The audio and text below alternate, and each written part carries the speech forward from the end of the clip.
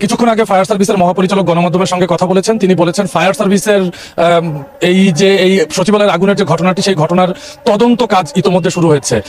এর আগে 7 সদস্যের একটি তদন্ত কমিটি গঠন হয়েছিল গতকাল দুপুরের দিকে, এবং সেই 7 সদস্যের তদন্ত কমিটিতে আমরা দেখেছিলাম মন্ত্রী পরিষদ বিভাগের একজন অতিরিক্ত সচিবকে আহ্বায়ক করে তদন্ত কমিটি গঠন করা হয়েছিল। তবে সন্ধ্যা নাগাদ কিন্তু সেই তদন্ত কমিটি বাতিল করে আরেকটি তদন্ত কমিটি হয়েছে, এবং সেই তদন্ত কমিটির 8 সদস্যের একটি তদন্ত কমিটি, সেখানে প্রধান করা হয়েছে স্বরাষ্ট্র মন্ত্রণালয়ের সিনিয়র সচিব নজিবুর গনিকে, এবং তার অধীনে কিন্তু আমরা দেখছি যে আরো 7 জন রয়েছে। সেখানে গৃহায়ন ও গণপূর্ত মন্ত্রণালয়ের একজন সিনিয়র সচিব রয়েছেন, এছাড়া পুলিশের মহাপরিদর্শক রয়েছেন, ফায়ার সার্ভিসের মহাপরিচালক রয়েছেন, সেনাবাহিনীর একজন রয়েছেন, এবং বুয়েটের 3 জন অধ্যাপক এই তদন্ত কমিটিতে কাজ করছেন। এবং আমরা আজকে সকাল থেকেই দেখছিলাম যে তদন্ত কমিটির সদস্যরা তারা সচিবালয়ের এই গেট দিয়ে প্রবেশ করেছেন, এবং সচিবালয়ের কয়েকটি সূত্রে আমরা যতটুকু জানতে পেরেছি তারা প্রাথমিকভাবে একটি সংক্ষিপ্ত বৈঠক করেছেন এই সচিবালয়ে প্রবেশ করে, এবং তারপর কিন্তু তারা এই সচিবালয়ের যে 7 নম্বর ভবনটি রয়েছে, সেই 7 নম্বর ভবনটি, অর্থাৎ যেখানে আগুনের ঘটনা ঘটে বুধবার রাতে, সেই জায়গাটিও তারা পরিদর্শন করেছেন। এবং পরিদর্শন শেষে মূলত যে তদন্ত কমিটির যে সদস্যরা তারা বের হয়েছেন, তাদের মধ্যে শুধুমাত্র ফায়ার সার্ভিসের মহাপরিচালকই আমাদের সঙ্গে কথা বলেছেন, এবং তিনি জানিয়েছেন যে ইতিমধ্যে এই 8 সদস্যের যে তদন্ত কমিটি রয়েছে, সেই 8 সদস্যের তদন্ত কমিটি কাজ শুরু করেছে। আমরা ফায়ার সার্ভিসের মহাপরিচালকের কাছে জানতে চেয়েছিলাম যে বেশ কয়েকটি মহল থেকে দাবি করা হচ্ছে যে এই সচিবালয়ের আগুনের ঘটনাটি নাশকতা। সেই বিষয়ে তার কাছে জানতে চাইলে তিনি বলেন সবেমাত্র তদন্তের কাজ শুরু হয়েছে, এটি নাশকতা কিনা বা অন্য কোনো ধরনের বিষয় রয়েছে কিনা তা বলার মতো এখন পর্যন্ত সময় আসেনি। তদন্ত শেষ হবার পরেই মূলত তিনি এই বিষয়ে জানাতে পারবেন। আমি একটু জানিয়ে রাখি, গতকাল যে 8 সদস্যের তদন্ত কমিটি গঠন করা হয়েছে, সেই তদন্ত কমিটি আজকে এখানে পরিদর্শন করেছেন, এবং তদন্ত কমিটিকে বলা হয়েছে 3 দিনের মধ্যে, অর্থাৎ 30 ডিসেম্বরের মধ্যে একটি প্রাথমিক প্রতিবেদন তারা দেবেন এই আগুন লাগার ঘটনা। এবং যখন তদন্ত কমিটি করা হয়েছে তখন কিন্তু তাদেরকে 3টি বিষয়ের উপরে জোর দিতে বলা হয়েছে। সেক্ষেত্রে এই আগুনের এই ঘটনাটি কোনো ধরনের নাশকতা কিনা বা কোনো ব্যক্তিগতভাবে কেউ এই আগুনের ঘটনাটি ঘটিয়েছেন কিনা, সেই বিষয়টি তাদেরকে তদন্ত করতে বলা হয়েছে। এবং একই সঙ্গে বলা হয়েছে যে অগ্নি নিরাপত্তার ব্যবস্থাপনা নিয়েও কিন্তু তাদেরকে একটি প্রতিবেদন দিতে বলা হয়েছে। এবং সেরা পণ্য সবার জন্য জেভিকো।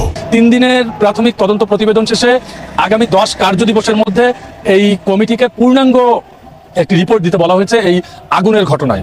আমি জানাচ্ছিলাম গত বুধবার রাতে মধ্যরাতে সচিবালয়ের এই 7 নম্বর ভবনে আগুন লাগে, এবং ফায়ার সার্ভিসের প্রথমে 6টি, পরে 8টি, এবং ধীরে ধীরে কিন্তু মোট 19টি ইউনিট এই আগুন নেভানোর কাজ শুরু করে, এবং এই আগুন নেভাতে তাদের প্রায় 10 ঘন্টার মতো সময় লেগেছে। এবং এই সচিবালয়ের যে সামনের যে সড়কটি রয়েছে, সেই সড়কে একজন ফায়ার ফাইটারের মৃত্যুর ঘটনাও কিন্তু আমরা দেখেছি। তিনি যখন পানি সরবরাহের পাইপ নিয়ে রাস্তা পারাপার হচ্ছিলেন, তখন কিন্তু একটি ট্রাক এসে তাকে চাপা দিয়ে যায়, এবং তিনি ঘটনাস্থলেই মারা যান। এবং পরবর্তীতে তার জানাজাও কিন্তু ফায়ার সার্ভিসের যে অফিসটি রয়েছে সেই অফিসও হয়েছে। গতকাল এই ঘটনার পরিপ্রেক্ষিতে বেশ কয়েকজন উপদেষ্টা, বেশ কয়েকটি রাজনৈতিক দল সচিবালয় পরিদর্শন করেছেন। উপদেষ্টা বিশেষ করে যারা বৈষম্য বিরোধী ছাত্র আন্দোলনের নেতা ছিলেন এবং পরবর্তীতে উপদেষ্টা হয়েছেন, আসিফ মাহমুদ এবং নাহিদ ইসলামও কিন্তু এই ঘটনাস্থল পরিদর্শন করেছেন। সেক্ষেত্রে তারাও একই দাবি করছেন। তারা বলছেন যে হঠাৎ করে সচিবালয়ে আগুন লাগার ঘটনা কোনো নাশকতা কিনা, সেই বিষয়টি সরকারের পক্ষ থেকে কঠোরভাবে তদন্ত করা হবে। এবং পরবর্তীতে কিন্তু আমরা দেখেছি যে প্রধান উপদেষ্টার প্রেস সচিব তিনিও গতকাল সন্ধ্যায় ফরেন সার্ভিস একাডেমিতে একটি প্রেস ব্রিফিং করেন। সেখানেও তিনি জানিয়েছেন যে এই ঘটনাকে সরকার হালকাভাবে দেখছে না, এবং এই ঘটনার যত রকম তদন্ত করা দরকার সেই তদন্তও কিন্তু করা হবে। প্রেস সচিবের সঙ্গে উপস্থিত ছিলেন 3 জন উপদেষ্টা, সেখানে স্বরাষ্ট্র উপদেষ্টা উপস্থিত ছিলেন। স্বরাষ্ট্র উপদেষ্টা বলেছেন ইতিমধ্যে এই সচিবালয়ের যত সিসি ক্যামেরা ছিল সেই সিসি ক্যামেরার ফুটেজ সংগ্রহ করা হয়েছে, এবং সেই ফুটেজ বিশ্লেষণ করেও কিন্তু এই তদন্ত কমিটি কাজ করবে বলে তিনি জানিয়েছেন। এছাড়া গতকালকে এবং আজকে সকাল থেকে আমরা দেখছিলাম যে সিআইডির ক্রাইম সিনের সদস্যরা তারা এই ক্ষতিগ্রস্ত যে ভবনটি রয়েছে সেই আগুনে পোড়া ভবনটির বিভিন্ন তলায় তারা গিয়েছেন। তারা সেখানে তাদের যে আনুষঙ্গিক বিষয়াদি রয়েছে সেই বিষয়াদিগুলো পরীক্ষা নিরীক্ষা করে কিন্তু তারা দেখছিলেন। যদিও তারা গণমাধ্যমের সঙ্গে এখন পর্যন্ত কথা বলেনি।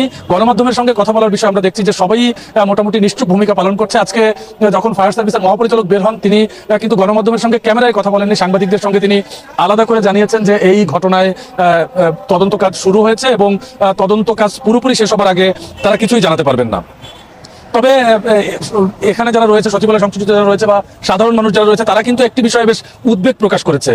তারা জানিয়েছেন যে গতকাল দুপুরের দিকে মন্ত্রিপরিষদ বিভাগের অতিরিক্ত সচিব মোহাম্মদ খালিদ রহিমকে আহ্বায়ক করে যে 7 সদস্যের তদন্ত কমিটি গঠন করা হয়েছিল, তার প্রায় 3 থেকে 4 ঘন্টা পরেই সন্ধ্যা 7টা সাড়ে 7টার দিকে আবার নতুন করে একটি তদন্ত কমিটি গঠন করা হয়েছে। কেন নতুন তদন্ত কমিটি, সেই বিষয়টি নিয়ে কিন্তু অনেকেই বেশ শঙ্কার কথা জানিয়েছেন। তারা বলছেন যে প্রাথমিকভাবে একটি কমিটিকে দায়িত্ব দেওয়ার পরে পরবর্তীতে আবার কেন কমিটি পরিবর্তন করা হলো, সেই বিষয়টি নিয়ে তারা বলেছেন যে এই বিষয়টিতে সরকারের আরো সমন্বিত উদ্যোগের দরকার ছিল বলেও কিন্তু সাধারণ মানুষ যারা রয়েছে তারা আমাদেরকে বলছেন। এবং নতুন যে 8 সদস্যের তদন্ত কমিটি হয়েছে সেখানে আমরা দেখছি যে স্বরাষ্ট্র মন্ত্রণালয়ের সিনিয়র সচিব নাসিমুল গনিকে প্রধান করা হয়েছে এবং এই কমিটিতে আরো রয়েছেন পুলিশের মহাপরিদর্শক বাহারুল আলম, গৃহায়ন ও গণপূর্ত মন্ত্রণালয়ের সচিব হামিদুর রহমান খান এবং বাংলাদেশ প্রকৌশল বিশ্ববিদ্যালয় অর্থাৎ বুয়েটের 3 জন অধ্যাপককেও কিন্তু এখানে রাখা হয়েছে এবং যারা এই আগুনের ঘটনা সংশ্লিষ্ট। সেক্ষেত্রে আমরা দেখছি যে প্রকৌশল ও প্রযুক্তি বিশ্ববিদ্যালয়ের পুরকৌশল বিভাগের অধ্যাপক তানভীর মঞ্জুরকে এই তদন্ত কমিটিতে রাখা হয়েছে। এছাড়াও কিন্তু বাংলাদেশ প্রকৌশল বিশ্ববিদ্যালয়ের কেমিক্যাল ইঞ্জিনিয়ারিং বিভাগের সহযোগী অধ্যাপক মোহাম্মদ ইয়াসির আরাফাত খানকেও এখানে রাখা হয়েছে। একই সঙ্গে ইলেকট্রিক্যাল অ্যান্ড ইলেকট্রনিক্স ইঞ্জিনিয়ারিং বিভাগের সহযোগী অধ্যাপক ইয়াসির আরাফাতকেও এই তদন্ত কমিটিতে রাখা হয়েছে। এছাড়া সেনাবাহিনীর একজন সদস্য এই তদন্ত কমিটিতে রয়েছেন, তিনি ঢাকা সেনানিবাসের commandant CMDT brigadier general Mahbubur Rahman Rasel এবং ফায়ার সার্ভিসের মহাপরিচালক যিনি রয়েছেন তাকেও এই তদন্ত কমিটির সদস্য করা হয়েছে। এবং একই সঙ্গে কিন্তু এই বিষয়টিও বলা হয়েছে যে এই নতুন যে তদন্ত কমিটি হয়েছে সেই তদন্ত কমিটি আগুনের যে উৎস এবং কারণ সেটির অনুসন্ধান করবেন এবং আগুনের এই ঘটনার পেছনে কেউ জড়িত কিনা সেই বিষয়টিও তারা দেখভাল করবেন। একই সঙ্গে ভবিষ্যতে এই ধরনের দুর্ঘটনা এড়াতে কি ধরনের সুপারিশ করা হবে সেই সুপারিশও তাদেরকে করতে বলা হয়েছে। এর আগেও আমরা দেখছিলাম যে দেশের বেশ কিছু স্থাপনায় আগুনের ঘটনা, বিগত বছরগুলোতে আমরা দেখছিলাম যে বেসরকারি কিছু ভবনে আগুনের ঘটনা, রেস্টুরেন্টে আগুনের ঘটনা দেখছিলাম এবং সেখান থেকে যে একটি উদ্বেগ তৈরি হয়েছিল, তারপরে সচিবালয়ের মতো রাষ্ট্রীয় একটি প্রতিষ্ঠানে এরকম একটি ঘটনা নিয়ে কিন্তু আমরা দেখছি নাগরিক সমাজও বেশ উদ্বেগ প্রকাশ করছে, যার কারণে বলা হচ্ছে যে ফায়ার সেফটি বা অগ্নি নিরাপত্তা বিষয়ক পর্যাপ্ত পরিমাণ সরঞ্জাম সচিবালয়ে ছিল কিনা সেই বিষয়টি দেখভালের জন্য বারবার বলা হয়েছে। আমি কমিটি নিয়ে কথা বলছিলাম, এই কমিটির যখন করা হয়েছে সেই কমিটিতে কিন্তু আরো একটি বিষয় বলা হয়েছে যে কমিটি যদি প্রয়োজনে এক বা একাধিক অন্য কোনো সদস্যকে নিতে চায় বা তারা যদি সংশ্লিষ্ট কাউকে মনে করে যে এই কমিটির সঙ্গে যুক্ত করতে হবে সেই বিষয়টিও কিন্তু তারা যুক্ত করতে পারেন তদন্ত কমিটিতে। তবে এই তদন্ত কমিটিকে যেহেতু বলা হয়েছে 30 ডিসেম্বরের মধ্যে একটি প্রাথমিক রিপোর্ট দিতে এবং আগামী 10 কার্যদিবসের মধ্যে পূর্ণাঙ্গ